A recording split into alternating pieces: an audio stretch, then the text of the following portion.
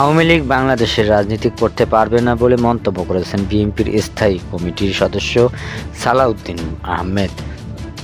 তিনি বলেন, আওয়ামী লীগ বাংলাদেশের রাজনীতি করতে পারবে না, সেই আওয়াজ আমরা উঠাচ্ছি। আমরা আওয়ামী লীগের এই গণহত্যা ও মানবতা বিরোধী অপরাধের জন্য রাজনৈতিক সংগঠন হিসেবে বিচার দাবি করছি।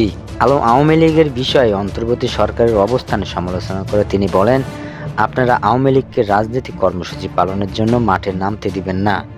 আমরা এটা সমর্থন করি, কিন্তু এভাবে কতদিন রাজপথে পুলিশ দিয়ে ঠেকাবেন? আপনারা বলবেন নির্বাচনে আওয়ামী লীগকে চাই না, আওয়ামী লীগ রাজনীতি করতে পারবে না, কিন্তু কি পদক্ষেপ নিচ্ছেন? আইনি কোনো পদক্ষেপ কি নিয়েছেন এই সরকার?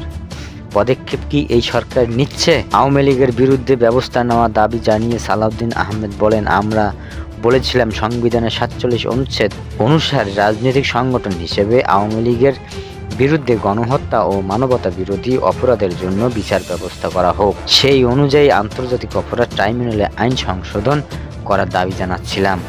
বিএনপির এই নেতা বলেন, কেউ বলতে শোনা যাচ্ছে আন্তর্জাতিক অপরাধ আদালতে যাদের বিচার হচ্ছে সেই বিচারে হয়তো অবজারভেশন আসবে আওয়ামী লীগের রাজনীতির বিষয়ে, সেটা অন্তত দুর্বল অবজারভেশন হবে। বিএনপির স্থায়ী কমিটির এই সদস্য আরও বলেন, নির্বাচনমুখী সংস্কারের জন্য যে সমস্ত সংস্কার স্বল্প মেয়াদে সংস্কার করা দরকার সেগুলো চিহ্নিত করুন, সকল মহলের সঙ্গে আলোচনা করুন, সেগুলো আইনি সংস্কার করুন।